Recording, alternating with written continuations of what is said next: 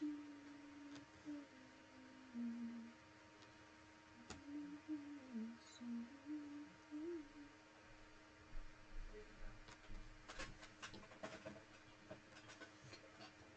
afternoon, good evening, good morning, wherever you are.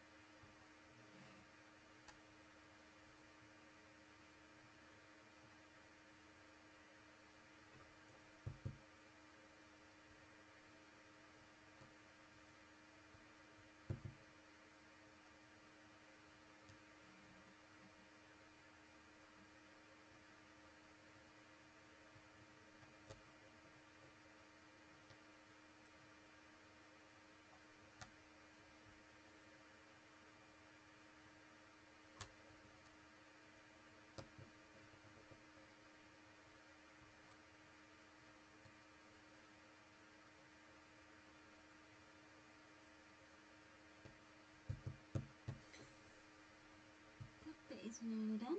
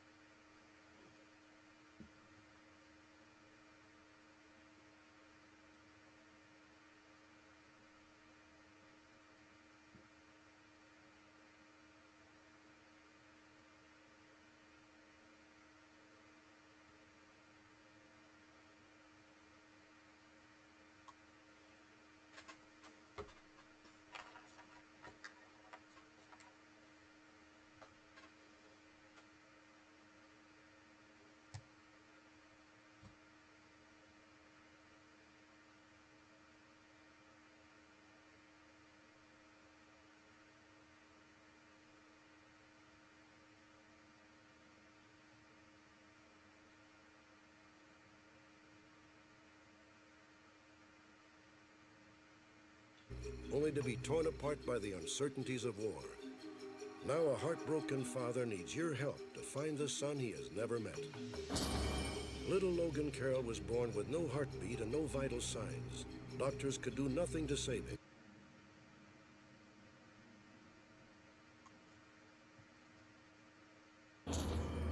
Tonight on Unsolved Mysteries. A rock star turned computer whiz alone in his car on the freeway. A desperate call to 911, and then nothing. The man in his vehicle literally vanished into thin air. What happened to Taylor Kramer? Voodoo. The very word conjures up images of black magic, hexes, and curses. But believers insist voodoo can be a force for good. Just wait until you see the incredible story of two doctors in Texas who turned to voodoo to cure a dying man. Recently, this man lost custody of his children after a bitter court battle. Now police believe he is a killer. The victim was his ex-wife's attorney. How do you treat an arthritic tiger with an attitude? Perhaps you can call on Linda Tellington-Jones, a therapist with an unorthodox approach and an unconventional client list. Join me. Perhaps you hold the one vital clue that will help solve one of tonight's unsolved mysteries.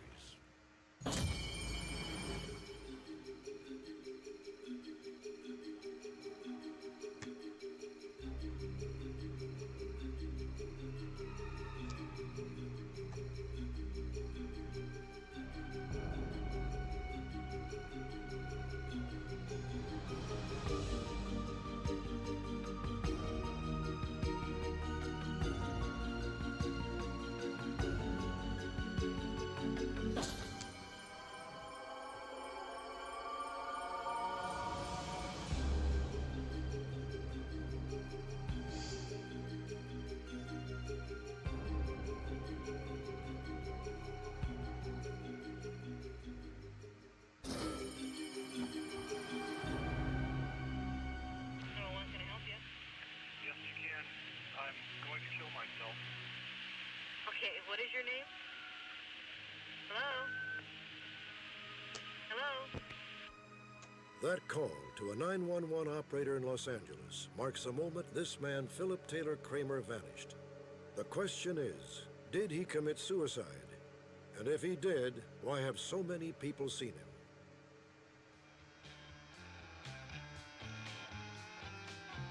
In a gobble of Peter, honey, don't you know that I'm loving you? In the 1970s, Taylor Kramer was a bass player for the rock and roll band Iron Butterfly. By the 90s, Taylor had settled down and become a family man. Taylor and his wife Jennifer have two young children, a boy and a girl. Taylor Kramer is also a math and computer whiz who founded his own high-tech multimedia company in 1990. For several weeks before his disappearance, he had been working around the clock on an exciting new breakthrough. What time is it? He said it's very simple. It's been here the whole time. It's so simple that no one has discovered it. I can't believe how close I am right now. And he said, imagine, Jennifer, a computer and a camera being able to find a missing child in a sea of thousands of people by just showing the computer a small piece of that child's face and finding that child in a fraction of a second. Taylor's research consumed him. It was based on revolutionary theories about data compression, ideas that his father, a former professor of electrical engineering, had developed 30 years earlier.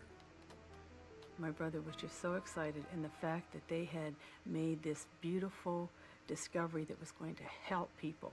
And I believe, in fact, that's real. But my brother, just being the person that he is, the excitement of it all and everything just overwhelmed him. Sweetheart, the hand of God has touched me. Taylor, calm down. You're gonna twist an ankle. I can do no wrong. He's sending me the truth, babe. The day before he disappeared, we went on a hike up in Thousand Oaks. And we hiked up to the top of a hill, and we look across, and you can see the whole Conejo Valley where we live, and there's a cross up on the hill that belongs to one of the colleges nearby. And he turned around and he pointed to the cross and he said, "Look, honey, our house is right in the path of this cross." He started to see sacredness in everything.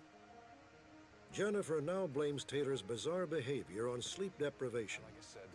The day after the hike, Taylor left home around 9 a.m. He would visit his father-in-law briefly and go to the airport to pick up a business associate and his wife. Taylor went to the airport as scheduled, waited 25 minutes, then inexplicably left before his friends arrived. He drove north toward his home. Along the way, he made a series of phone calls. At one point, he left a message for his old friend Ron Bushy, the drummer for Iron Butterfly. Bushy, this is Kramer.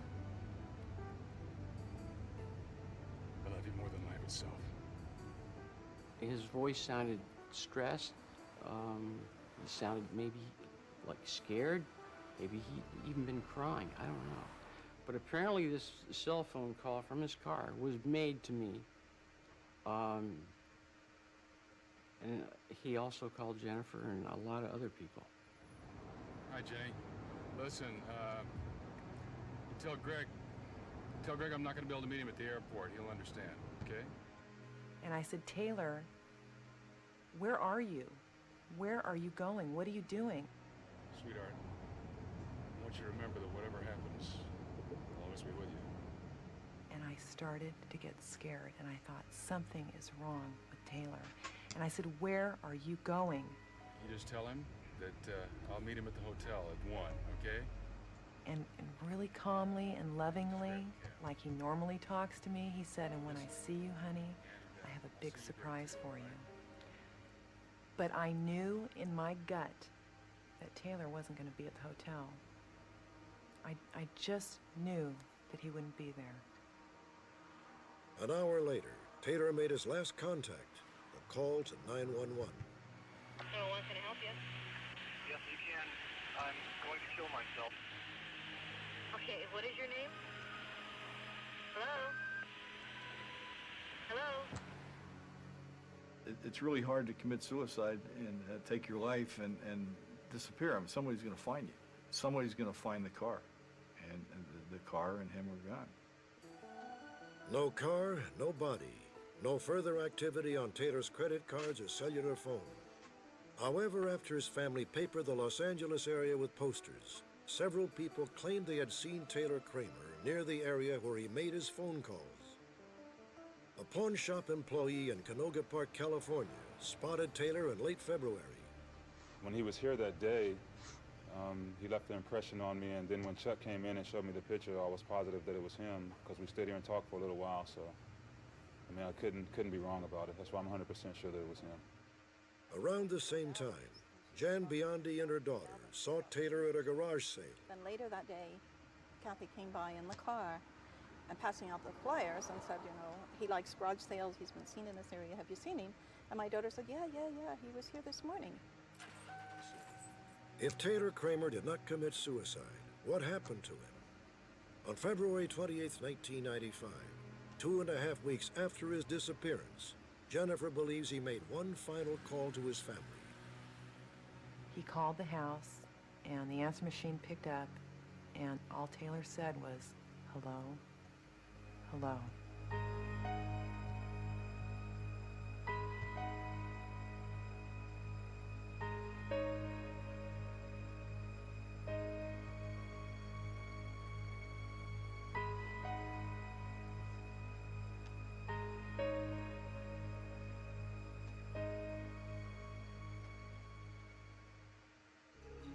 In a moment, an unexpected conclusion in the case of a missing husband.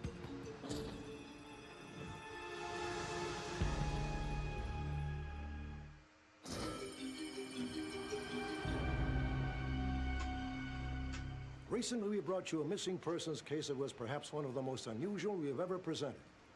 Now the case is solved, and the outcome has proven to be just as odd as the story itself. In 1990, Christine Reinhardt finally found the man of her dreams. She and Craig Williamson were married just a month after they met. Kiss your wife. The newlyweds were virtually inseparable. They bought a farm in Wisconsin and began to raise exotic fish for sale to gourmet restaurants. But in 1993, Christine Reinhardt's perfect world was torn apart. That August, Craig drove to Colorado Springs, Colorado on a business trip and never returned. Craig's disappearance launched Christine on a heartbreaking 18-month search. She traveled to Colorado Springs, posted flyers, asked questions. She went to the hotel where Craig was last seen. Every lead came to a dead end, but Christine refused to give up hope. I know he's alive, and I know someday I'll find him. The trouble is I don't know when, and I just have to keep hanging on. The hardest part is hanging on. Shortly after our broadcast, Christine Reinhardt's long odyssey finally came to an end. However, it was a far cry from the joyous conclusion she had hoped for. Here's Keely Shea Smith with the details. After seeing himself on our program, Craig Williamson phoned Christine from Key West, Florida, where he was working as a handyman. Craig was now going by the name of Ron, and he bore little resemblance to the loving husband Christine remembered. The phone rang, and he said, "Hello, Christine, this is Craig." And it didn't really sound like him. He sounded like a shell of himself. From what phrases he used and things like that, I knew it was Craig, but his voice was really, very weak. And I was just shaking. I was in total shock. Craig Williamson recounted a harrowing tale. All he could remember was that he had been attacked by an unknown assailant in Colorado Springs. What followed were 2 years of severe amnesia, painful headaches, and frequent blackouts. 2 years with virtually no sense of who he was.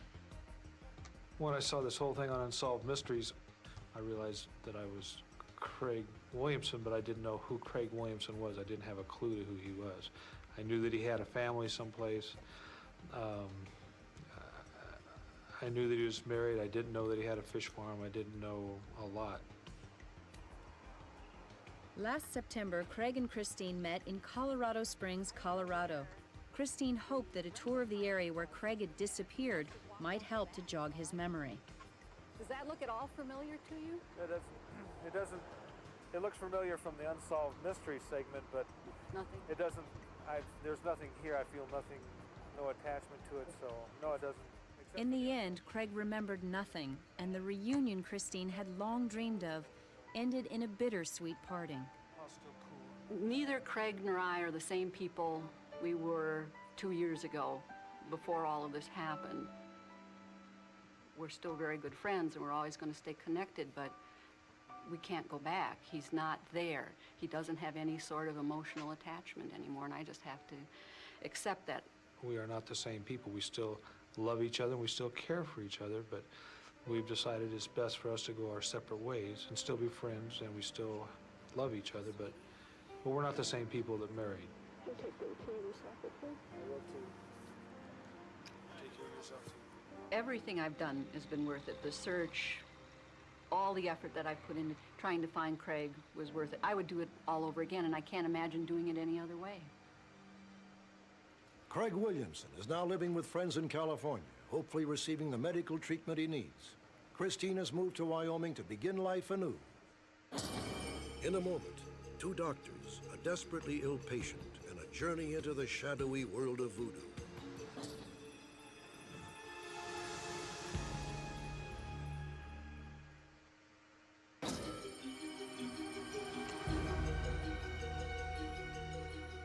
Tonight, 4 innocent people are in hiding, worried that they may be the next victim of an alleged killer named Kelly McGinnis. All the result of a custody battle that began in bitterness and apparently ended in murder. It happened just 1 month ago yesterday, August 12, 1996. Thomas Meyer, the city attorney of Greenville, Illinois, was found shot to death in the alley behind his office. One of the first to respond to the scene was John King, Greenville's chief of police. Thomas Meyer was his best friend. It was one glance, and I knew that it was him, and there was no life left. 67-year-old Thomas Meyer had suffered multiple gunshot wounds. There were no witnesses to the shooting, but but fingers were pointing at Kelly McGinnis from the start. McGinnis and Meyer had recently clashed in this courtroom. Meyer had represented McGinnis's ex-wife in a legal action regarding the custody of their 2 young children. Kelly McGinnis felt that the children would be better off with him. He desperately wanted to be the custodial parent. But the result was that Mrs. McGinnis was awarded custody and Mr. McGinnis was awarded some visitation, a fair amount of visitation. McGinnis apparently refused to accept the decision as final. Just hours before the murder of Thomas Meyer, McGinnis was back in the courthouse, reportedly still angry about being denied custody. No one knows what was going through his mind, but he was next seen near the alley where Thomas Meyer was shot dead. We have witnesses that put Mr. McGinnis at the scene just prior to the shooting, and Mr. McGinnis was seen leaving the area shortly after the time of the murder. When police went to McGinnis's home to question him, no one answered the door. When they broke it down, McGinnis had vanished. A day went by, a week. Some speculated that McGinnis had taken his own life. Then 10 days after the murder, McGinnis mailed 5 letters from Central Illinois. 2 went to area newspapers and complained about corruption in the judicial process. He wrote in part, "Clearly the only winner in a divorce case are the lawyers, their gains being made at the expense of the children." The other 3 letters went to relatives and a friend. In one of them, the letter was very apologetic to his family. Although it wasn't an admission of the offense, it alluded to that. He appears to be very sorry for what happened. He makes mention of the fact that he will probably never see his children again, and he's very remorseful for that. the killing has shattered Greenville's sense of security. Murders just don't happen here. The last one was 10 years ago. Now some fear the killing hasn't stopped. McGinnis's ex-wife has left town with her children. Their whereabouts a secret. McGinnis's own attorney is under the protection of U.S. Marshals. Guards have beefed up security at the courthouse, and Ann Callis Ranji, the judge who ruled on McGinnis's custody suit, has gone into hiding. Judge Ranji is very concerned for her safety. She's expressed that to us. Also, I've spoken on a daily basis with her family members. She just wants him caught. But no one wants McGinnis caught more than Thomas Meyer's widow, Barbara. I just pray that he will come forward without hurting anyone else. The McGinnis family, I'm sure, is suffering as much as we are. His parents, his siblings, his children, his ex-wife. You know, we need some healing for everybody.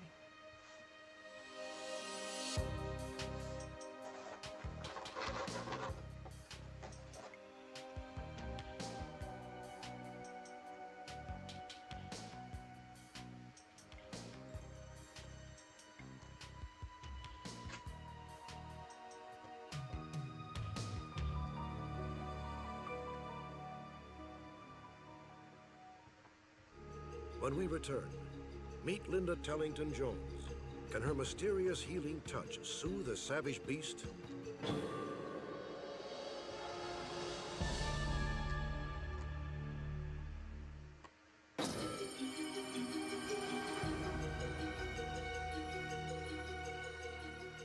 If you are a person and you are in pain, you can find a specialist somewhere to treat you no matter what the problem.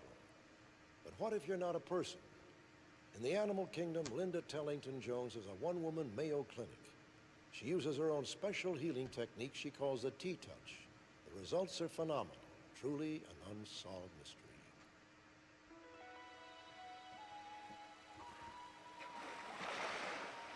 Keiko the killer whale won hearts around the world when he escaped to the open sea in the film Free Willy. In real life, Keiko suffers from a troublesome papilloma, a strange wart-like growth beneath his pectoral fins. During the 10 years Keiko has lived at Adventure Kingdom in Mexico City, no one has been able to cure it. Enter Linda Tellington Jones. When I was asked to work with Keiko with the touches, I really didn't know if it would help him or not. What I was hoping is that these little circular touches would actually affect the cells and help to reduce the effects of this virus like papilloma. Keiko's handlers were amazed to see results almost immediately. The day after Linda was with Keiko, we saw big changes on the papilloma. It was very thin, and it wasn't broken as always is. So he was active also. He was like kind of very happy.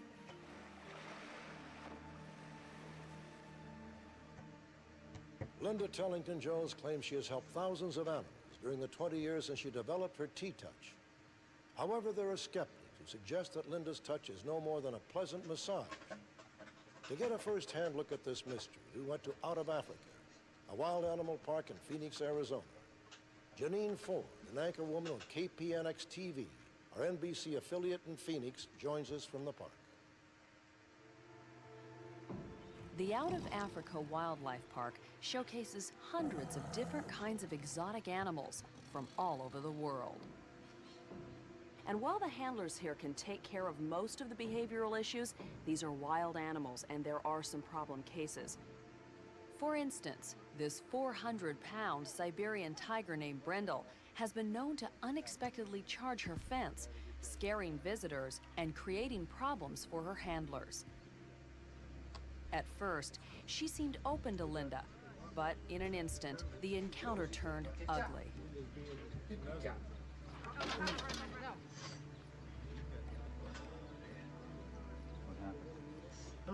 Linda had even less success with Cheddar, a temperamental African caracal whose paws may have nerve damage.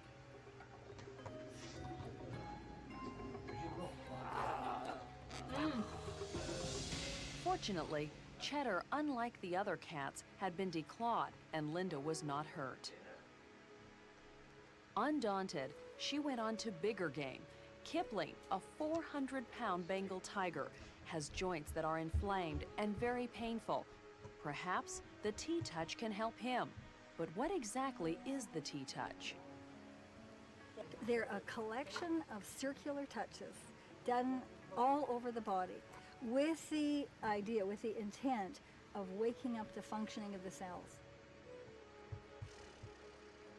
To make the connection, I did the big circles and say, feel you, feel you. And then when I really went into the joints, it's a very directed connection so that he really feels the intent of waking up those cells. It's like turning on the electric lights of the body. It seemed to calm him down, and his body relaxed and his breathing came heavier. So he was going into a deep, relaxed state by her touch. When she got to a point where it was obvious his joints hurt him, he reacted, but not violently in any way. So now we know where to touch and where he really needs it, just from what she did with that session with him. Linda now faced her biggest challenge. Genesis, another Siberian tiger, doesn't have an off button. He is prone to attack almost anyone. Even on occasion, handlers he's known all his life. He has attacked me. I have a personal experience with Genesis where he actually went through my arm and way into my arm. I'm hoping that with Linda's touch that we'll be able to work with him because he needs touch. He very much wants to be handled, and yet he's so dangerous. So I'm hoping that I will be able to be in there with him without getting hurt. It was too risky for Linda to go inside the tiger's enclosure. From outside, Linda guided Bobby in performing the T-Touch, while another handler, Shay Erickson, kept Genesis pacified by letting him lick her fingers. Go back toward the shoulders. If there's a way you can keep him sucking and you reach back and you can get to the neck and shoulders and at least give him a little bit of relief on the shoulders, because of course when he's protecting his, when he's putting so much... In the first session, Genesis remained wary and alert, but relaxed enough to stretch out on his side. The primary contact with the hand where he feels safe up on the shoulder and the other one just kind of moves back. And up there along the top of the scapula where your right hand is, that's where it kind of gets sore. What we find is that the touches override fear or aggression. Those are instinctive responses. And that when we do these little circular touches all over the body, you can take an animal who is very fearful or an animal who is aggressive, and suddenly you change them at a core level, at the level of the brain. A few hours later, they tried a second session. Shay again gentled the tiger by letting him lick her fingers, while Bobby continued to apply the Tellington touch. Different spot.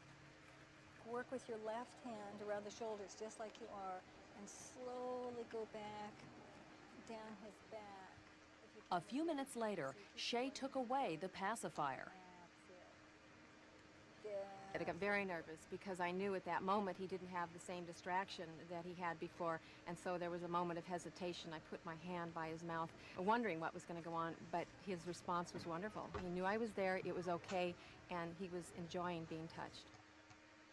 As a skeptic, you know, I don't understand part of the philosophy of relaxing and getting to cellular levels. I mean, that doesn't make any sense to me from a medical standpoint, but Dr. Irvin Ingram, a Phoenix veterinarian, has treated Genesis several times. He approached the T-Touch sessions with reservations. By the end of the day, Dr. Ingram saw a distinct change in the tiger. something certainly made a difference, and she's the primary difference, I guess, today, but there's no question from this morning to this afternoon. Much calmer. Seems almost aware of what's around him instead of being in his own little world. But you're still skeptical over the whole. I don't understand, and certainly I need more than one episode to be convinced, but it's a miraculous change on this individual case, yeah. I couldn't ask for better results than what we got from Genesis. It was wonderful, absolutely wonderful. To be able to be in there with him and not experience that fear I had before, with that touch being the go-between, if you will. How does the touch work? I wish I knew. I don't know how I mean, I don't know why it works. I don't really know how it works. We only know from experience in 6 continents with incredible numbers of animals and people that it does work, but it's a mystery. According to Linda Tellington-Jones, anyone can learn the T-Touch. Perhaps in the future, a visit to the doctor won't mean a shot, but a gentle touch. And how are Linda's tiger patients doing? Much better. Particularly Genesis, who is now literally acting like a pussycat. When we return, 2 doctors, a desperately ill patient, and a journey into the shadowy world of voodoo.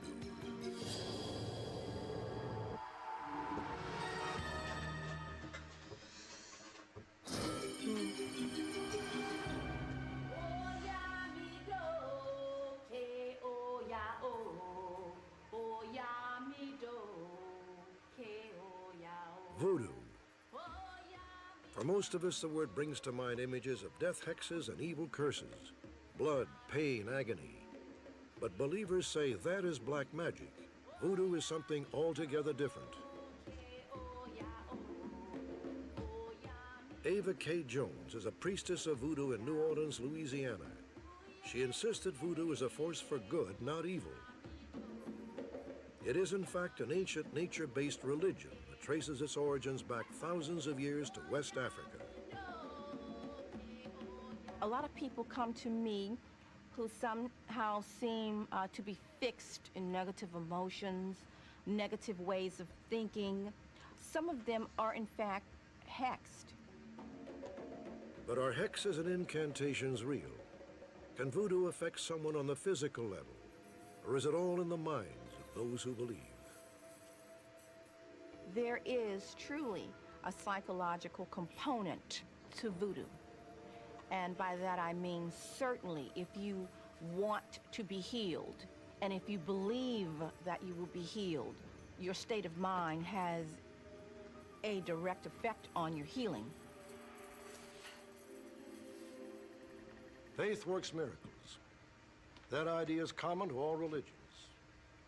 And now science is beginning to accept that the power of belief can indeed cure, whether it's the healing waters of Lourdes or the arcane rituals of voodoo. In the story you're about to see, 2 doctors create their own voodoo ceremony. It's a daring last-ditch attempt to save a dying man. It may defy all you know about medical treatment, but Those involved swear every detail is true. Mr. Bennett? In 1967, Dr. Larry Dossey was a young intern at a hospital in Texas. Losing weight, right? One afternoon, he was assigned a new patient, a man we will call Harold. Harold was as weak and emaciated as a prisoner of war. Pain anywhere? Not really. Sometimes when I cough. Okay. Well, we're going to run some tests. We're going to do some blood tests and some x-rays, that sort of thing. We're going to find out what your problem is, okay? Thank you. I embarked on an elaborate evaluation, a medical workup to uncover the cause of the problem. And this man's chart just began to get thicker and thicker with normal tests. Mr. Bennett, I don't understand it. I've run every test I know how. I've performed every exam I know how, and they all come up normal. How do you feel? Not good at all, Doc. You don't look good. I just don't know what to do. A baffled Dr. Dossey called in another intern, Dr. William Hensley, for a second opinion. I've been really worried about you, and I wanted to come see you to find out possibly if anything that you know of unusual has happened to you, such as an insect bite or anything of that sort. Doctor, do you believe in hoodoo? Dr. Hensley was stunned by the question. It took him back some 20 years to his grandmother's sprawling South Texas ranch. A woman named Mary, reputed to be a voodoo queen, lived out back. As a small child, Dr. Hensley witnessed Mary's power firsthand when a young woman was assaulted by one of the ranch workers. When the constable came to arrest him, my grandmother refused to let that happen and had him sent back to the back of the place. And Mary, who was the head person in the back, said that she had put a death hex on him. And sure enough, that night, there was all kinds of clattering going on, a fire at the back of the place. And this went on every night for several nights. And then one day, Mary came to the back door and said, Juan's dead. And they came and picked him up. And my uncle, who was a physician, said there wasn't a mark on him. A while back, I went to see a reader. I was having some problems. Harold confided to Dr. Hensley that he had refused to pay a fortune teller who had given him a reading. She apparently cursed Harold with a death hex. I started feeling bad, feeling real bad. You really believe this? I believe she put a dying hex on me, Doctor. There really was a possibility that someone with that strong a belief system could actually be frightened to death. Larry, I just met with Harold. Yeah? You're not gonna believe what he told me. What? Let's go talk over here. You know, I considered myself a fairly thorough physician, but yet I was blind to the possibility that anything like a hexing or a cursing had taken place. So this just didn't have a place in the way I thought the world worked. But Dr. Hensley's worldview was different. In fact, radically different. What kind of procedure? We could take a fingernail of his or some hair and burn it. Well, I don't know. That sounds pretty far out. Well, the thing is, if we let Dr. Hensley felt there was only one way to cure Harold. He wanted to use the voodoo techniques he had learned as a child to drive out the evil spirits. I was confronted with something, for me, that was very, very strange. I realized, though, that we'd better do something because this man was dying. We were fearful, and we were convinced at the time that we could be severely reprimanded, if not fired. Therefore, we did this at the slow time of the week, which was late Saturday night, so no one would witness this ceremony, this dehexing ritual. I knew that there had to be a fire. I knew that we had to have a body part. And I knew that we had to convince him that we were superior and could overcome the hex that had been put on him. Whether by accident or fate, it was a full moon night. The doctors needed fire. They lit a drug called mandelamine. It burned with an eerie flame. This magic is more powerful than any that has come before it. They needed a lock of hair. And finally, the incantation. As your hair burns, the hex is removed.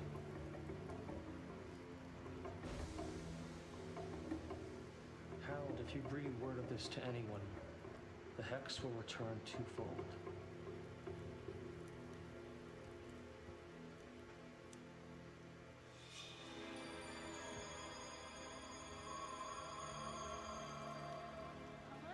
How are you doing? Good morning. Something for you. Oh, and let me get this.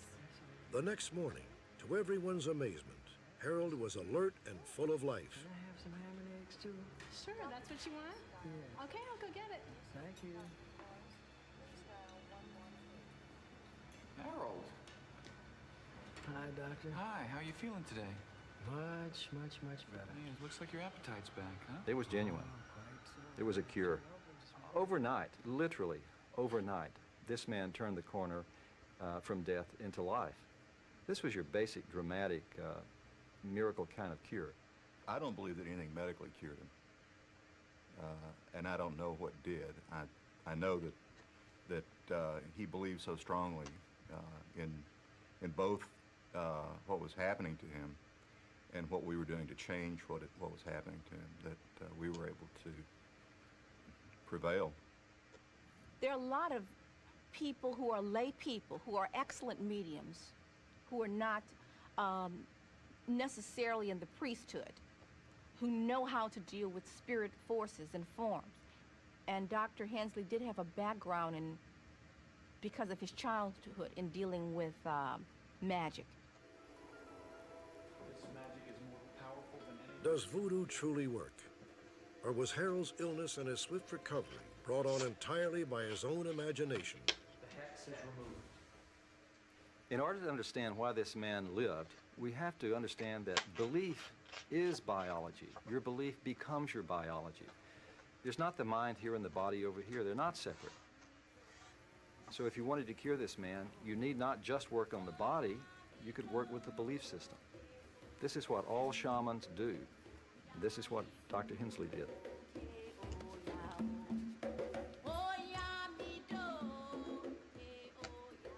No matter what you may believe about voodoo, there is no doubt that the mind can be one of medicine's most powerful tools. Though Harold's doctors never again prescribed voodoo, they have always remained open to alternative forms of healing. Stay tuned. Perhaps you can help locate a young man who has no idea that he has inherited more than $50,000.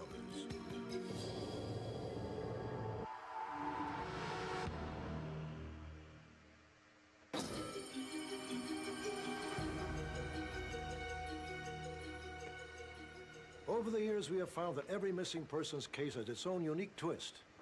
Tonight, with your help, we hope to reunite a family and in the process find the long-lost heir to a $50,000 estate. Like any teenager, 19-year-old Tim Molnar of Daytona Beach, Florida, had his moves. But by all accounts, they gave no hint of what would happen on January 24th, 1984. Tim, a student in aeronautical mechanics, simply drove away from home and out of his family's life. Tim was a rather quiet, sensitive type of a person, but he was always very polite and well-mannered, and he was doing well in school, was on the dean's list, in fact, and he was a very likable person. I'm really getting worried. He's always so prompt. Well, why don't you give Billy a Tim's parents grew increasingly frightened as the hours passed and Tim failed to come home. Frank, did he act kind of strangely when he dropped you off at school? Or did His 14-year-old brother Frank had been the last family member to see him. Have a nice day. Okay. There's a pretty good age difference between us, but we still hung out a lot because, you know, we got along real good and pretty open relationship, and I could just tell something was bothering him. Why he wasn't really saying, it seemed like there was a lot going on in his mind. 2 weeks passed, no word from Tim. The Molnar's first clue came from a gas station in Lake City, Florida, 150 miles north. On the day he disappeared, Tim had stopped there and paid for a tank of gas with his parents' credit card. Do you remember seeing him possibly? Oh, yeah. I remember the car. You Great do? car. You do? Yeah. Oh. Dodge Dart. The attendant recalled that Tim had been traveling alone. But traveling where? And did you notice anything wrong? Tim's family could only guess. Then they received a letter from an auto impound company in Georgia. The Molnars learned that 6 days after Tim vanished, his car had been abandoned in a parking lot, 1 block from Atlanta's Greyhound bus terminal. When we went to inspect the car, we did find his driver's license and wallet and some identification in our credit card, which indicated to me that he changed his identity. And in other words, he wanted to start a new life from there on. One fact was undeniable. It's empty. Someone had carefully removed everything of value from the car. A new stereo, Tim's expensive tool set, and a 10-speed bike he had packed in the trunk were all missing. Had Tim Molnar sold his possessions to buy a one-way bus ticket to a new life? Or was the explanation perhaps more sinister? I worried mostly about foul play and was afraid that something happened to him because we have no proof that he drove his car from Lake City, Florida, to Atlanta. I ain't got a clue. Tim Molnar left behind a tangle of conflicting clues. On one hand, he didn't take any clothes with him. Perhaps he had never really intended to stay away. And yet, just before leaving, Tim had withdrawn nearly all the money from his savings account. He did, however, leave a balance of $10, as though to say he might someday return. I mean, no matter where he is or what he's up to, it'd be great to see him and just, tell him we miss him and, kind of curious why he left, what have you. I'm sure, I don't know what the circumstances were, but, it'd be great to see him.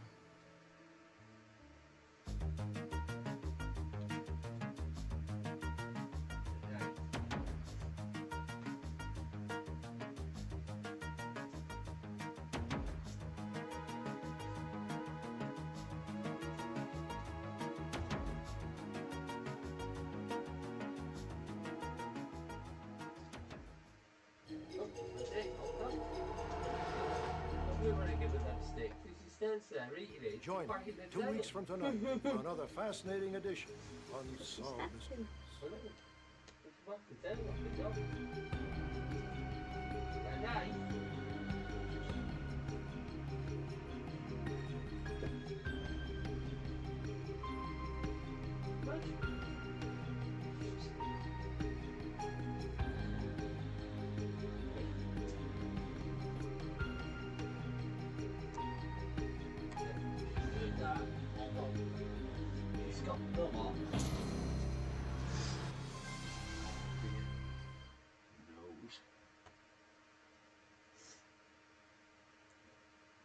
Yeah, that's going to be difficult. Huh?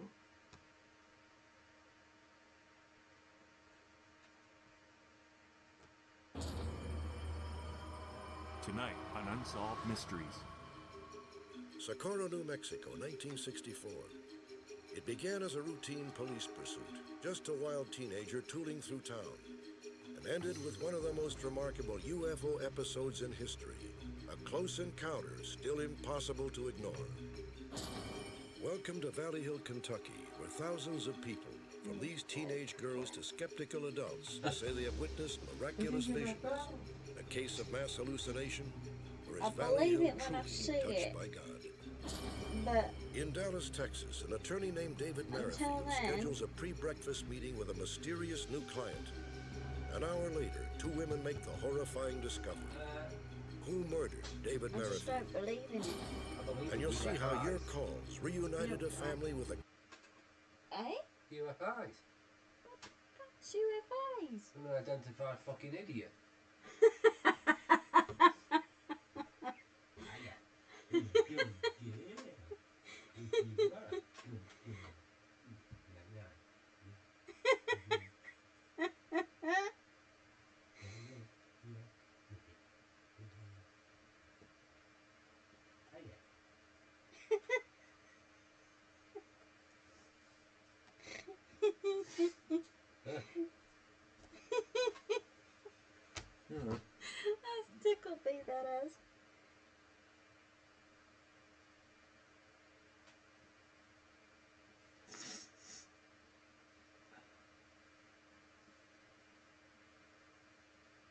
shit in my eyes. Yeah, it's all that dust at the front for sweeping. Mm. Got it in my eyes as well. It's dusty as fuck it was. No, it was. Oh, all clean. Yep. See the size of that bill had been done. Yeah, I know. Massive, wasn't it? That was crazily big. Hey? That was crazily big. Yeah. I don't like them things. I thought centipedes were bad. Enough.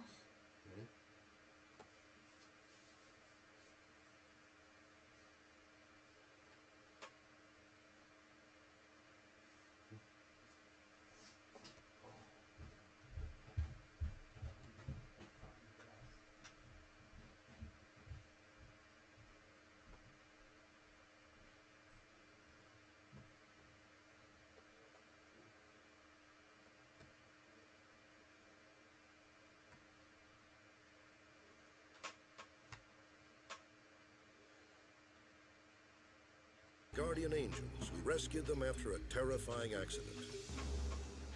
Join me. Perhaps you may be able to help solve the mystery.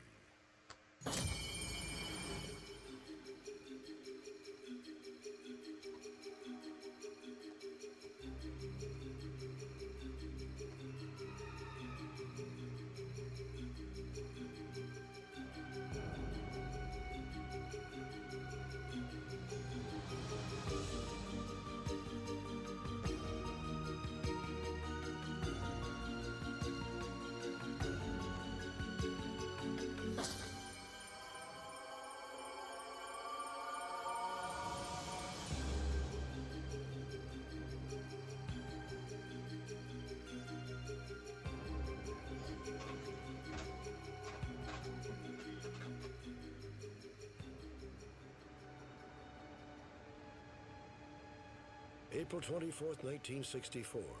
The little town of Socorro, New Mexico was quiet. Police officer Lonnie Zamora was not surprised. During the 5 years he'd been on the force, Socorro had almost always been quiet. When Lonnie spotted a local teenager speeding through town, he figured riding him up might be the biggest excitement of the day.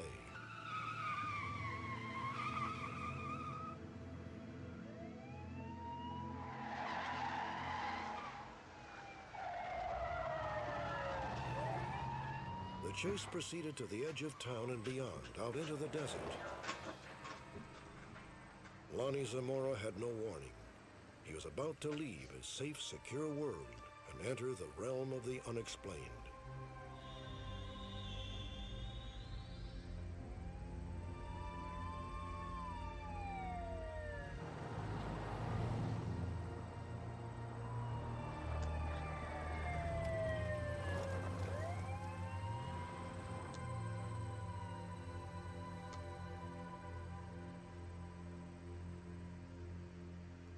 Roswell, Gulf Breeze, Area 51.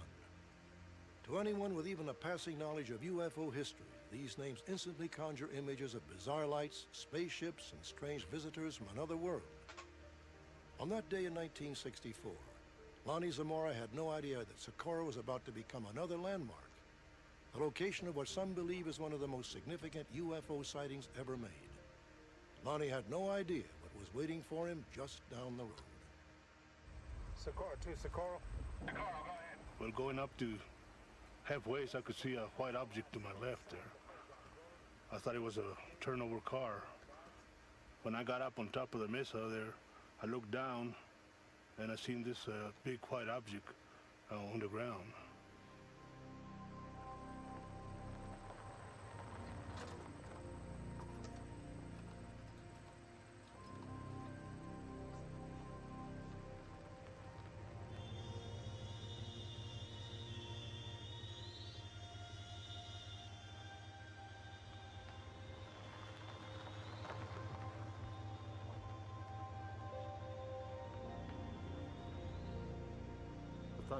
I could see something around the craft there. I could see some figures looked like they were walking around the craft.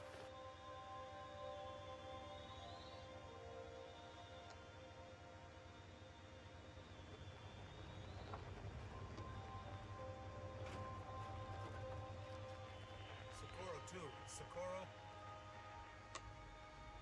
According to Lonnie, he saw red markings on the hull, a vertical arrow with a horizontal line beneath it and a crescent-shaped line above it.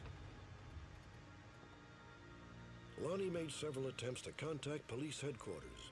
He was never able to break through the heavy static. After he heard two metallic sounds like doors clanging shut, he realized the small figures had vanished.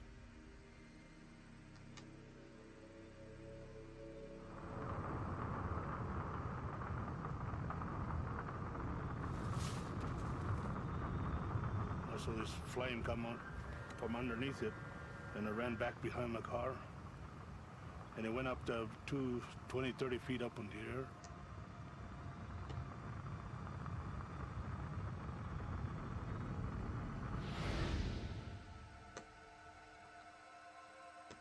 It just stayed there for a while, and then finally just took off slowly to the west.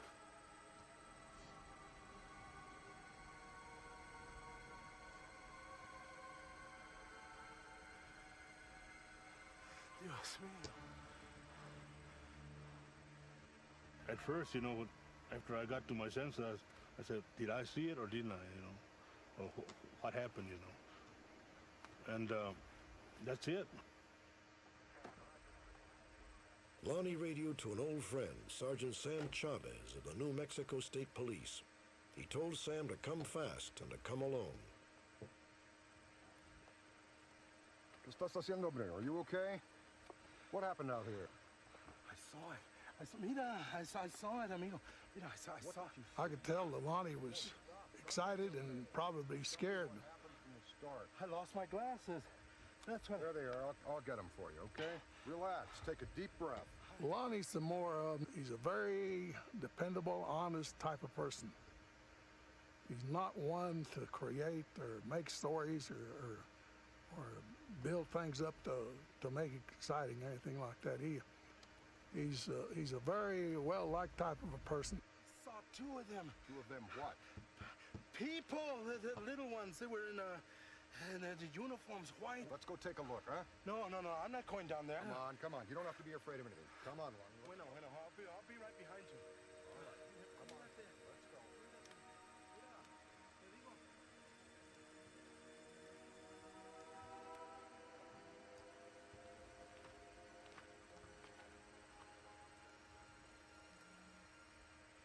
What the hell is this? We found some indentation on the ground where this thing had landed, and the marks into the ground were 9 inches deep, 8 inches long, and 9 inches wide. That's where the blaster car. It blocked me right over the car. I started looking for tracks, human tracks, but the only thing I found was impressions on the ground. They were made by a perfect circle, but I found no human tracks, no shoe prints. Within 90 minutes, U.S. Army officials at nearby White Sands Missile Range sent Captain Richard T. Holder to investigate. This is the first time Holder has ever talked publicly about what he saw.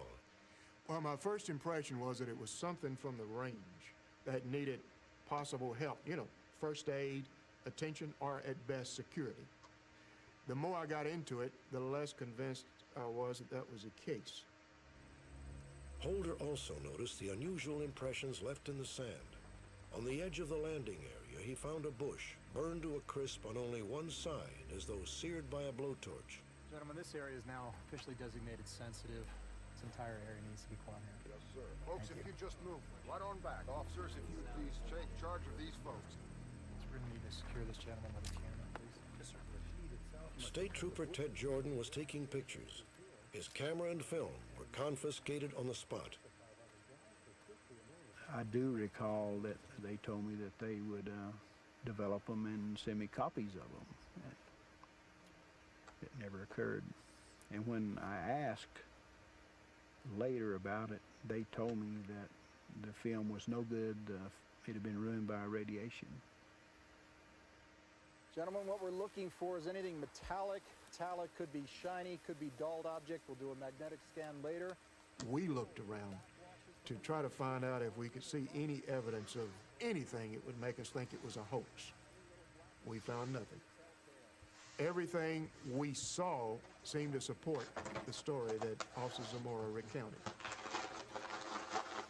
My impression of talking to him was that he was mystified. He wanted an explanation.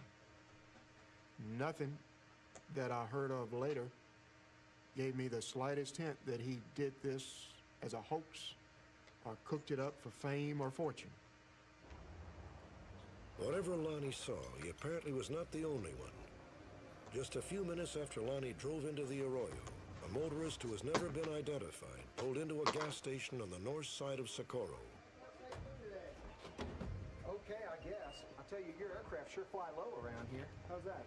We were south of town, headed north. Something flew right across the hood of the car, doing about 150 miles an hour. Almost hit our car. A white oval-shaped object. Scared us to death.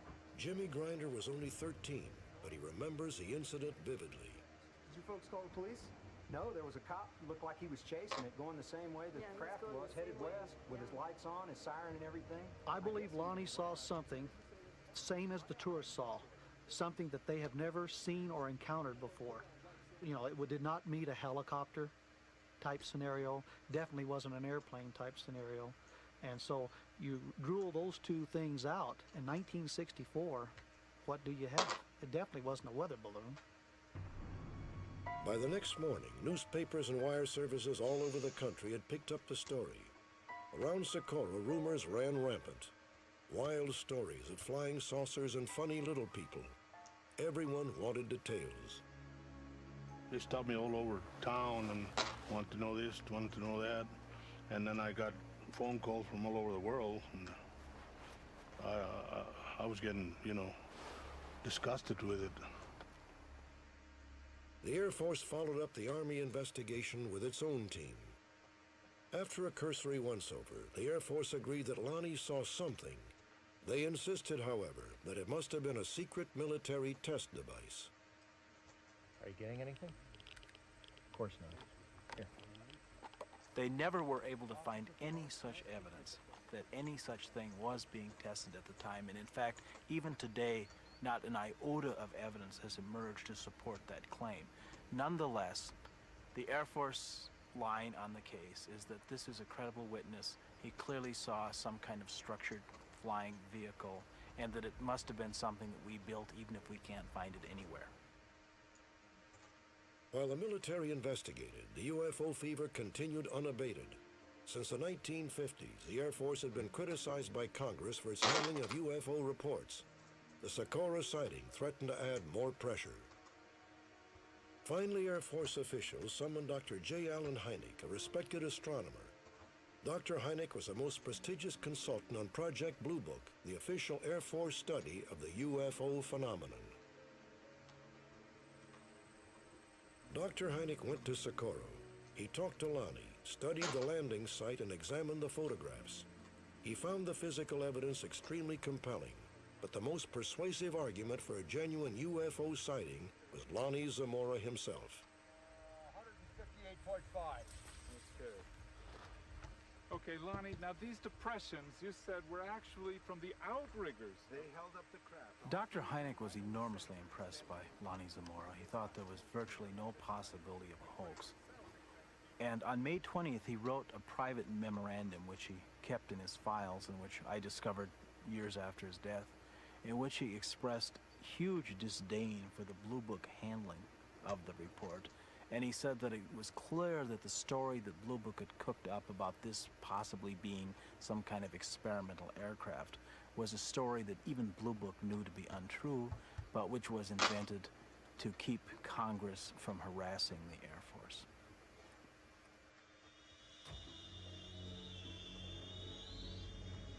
Today, some 30 years later, the question remains, how do we explain what Lonnie Zamora saw?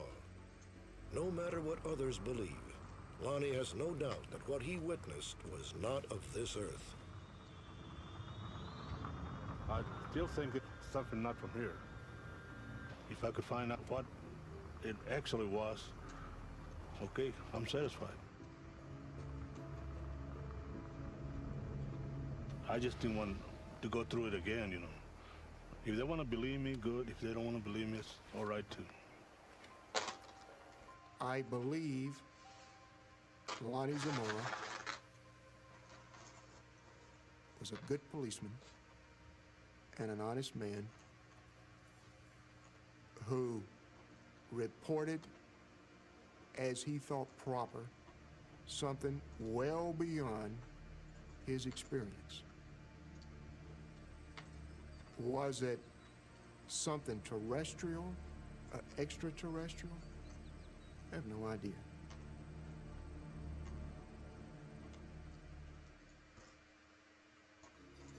Coming up, a grateful family is reunited with the unknown Good Samaritans who saved their lives.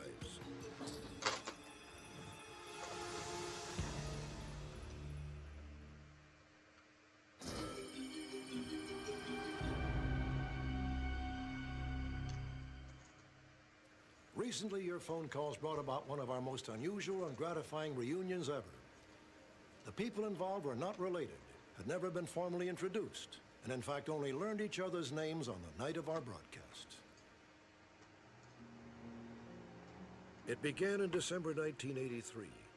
The Dover family of Atlanta, Georgia was traveling to Mexico to celebrate the holidays with relatives. On the second day out, just after crossing the border, the weather suddenly changed, and the Dovers found themselves caught in a freak snowstorm. We were trying to be extremely cautious because the road conditions were really getting pretty bad, and my father had just told me to even be extremely careful. And just moments after he had told me that, I suddenly lost control.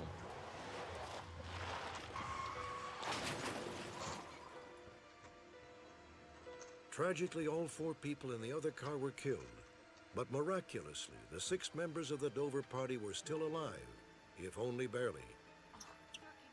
By some incredible stroke of fortune, an American couple, one of whom was a doctor, happened upon the crash scene.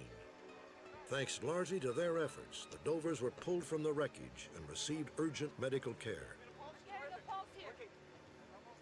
Linda Dover credits the 2 Good Samaritans with saving the lives of her entire family. I feel like it was a miracle. Many times it's an accident, and we just drive by an accident. But and they could have done that day, but they didn't. They stopped, and through their stopping, they saved the lives of our family. And we just want to say thank you. On the night we aired this story, the Dovers waited nervously back in Georgia to hear whether the case would be solved. Let's go to Keely Shea Smith for more. Bob, one of our viewers in Houston, Texas saw the story and realized that she heard that very same story from her friends, Dr. Nancy Neff Hannon and her husband, John. Later that night, the Hannons called us here at our phone center and provided agents with a detailed description of the rescue. It was clear from the start that the Hannons were in fact the Dovers' guardian angels. Later that evening, the Hannons spoke to Vance Dover, who immediately passed on the exciting news to the rest of his family. Vance said, well, we found them. That was it. We found them. They've called. And so it's like, you could hear a pin drop on the floor. And it's like, we couldn't believe it. After 11 years, we found that these angels were real human beings, A few weeks later, some 30 members of the Dover family gathered to meet the Hannons and compare memories of that fateful Christmas Eve. There was a lady in the front seat, which had turned sideways. So I had to lift her up because the front seat had broken off its pedestal. Sort of supported that, kind of wedged myself in there, supported that with my shoulder as I tried to get David out. I remember the pain of somebody pulling me out, because I guess that maybe is where I woke up or whatever, because and my leg hurt really bad. I guess as a physician, that was one of the most helpless feelings I've ever had. I mean, to have the knowledge and everything, but not the tools to do anything. It was just really frustrating. To us, you were like an angel from God, both of you, that you were right there at the time, and had you not been there, the whole family, could have possibly died, and you were so instrumental. And so we just wanted to say thank you. For the Dovers, the gathering was a chance to finally close this dramatic chapter of their lives. Thanks, Keely. Every Christmas from now on, when the Dovers make their annual pilgrimage to Mexico, they plan to stop in Houston to visit with their new lifelong friends, their guardian angels, the Hannons. When we return, incredible claims of miraculous visions on a hillside in Kentucky. Hundreds of pilgrims believe. Do you?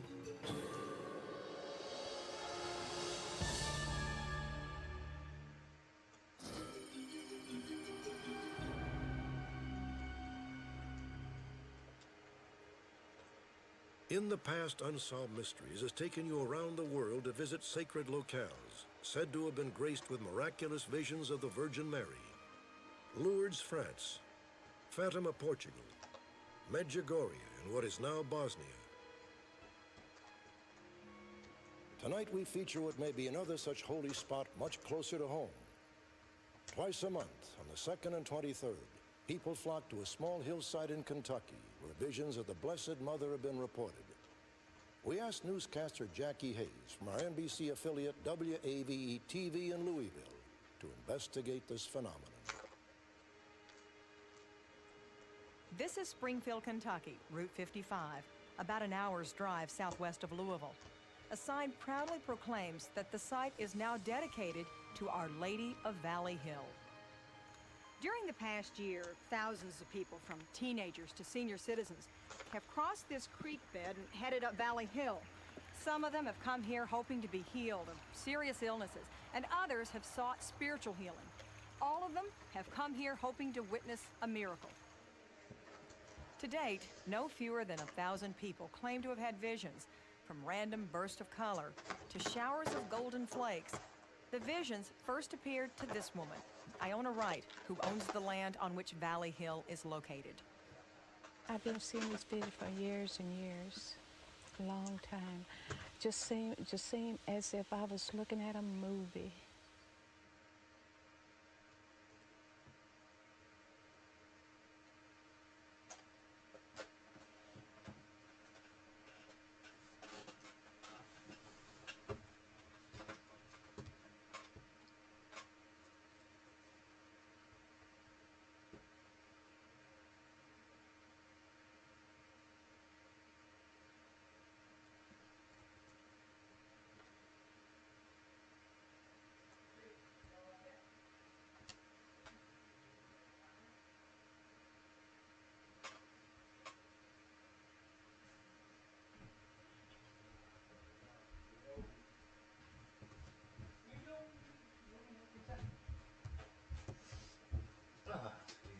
Okay, Kitty. Kitty crashed out. God, you felt loaded.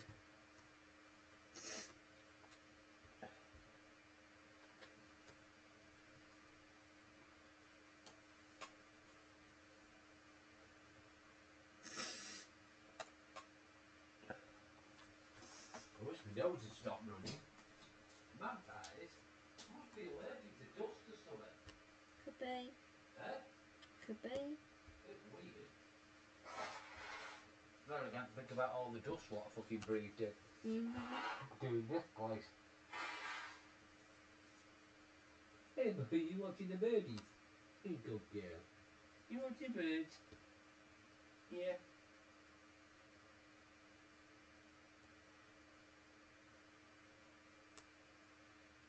Good girl. No, good.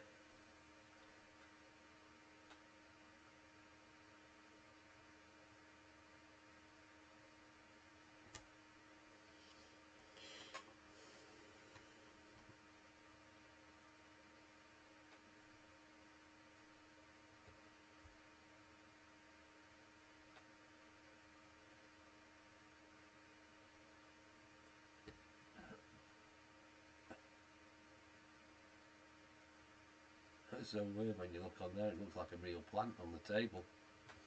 But it's not. Look. Looks like a plant's growing over the jigsaw.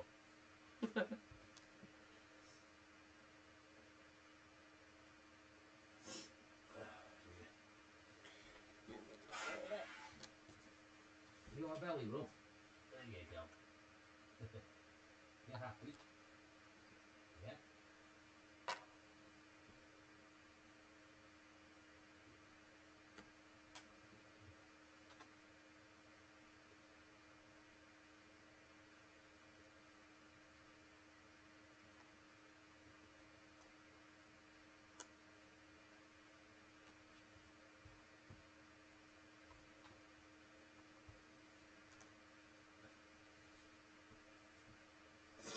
Oh dear.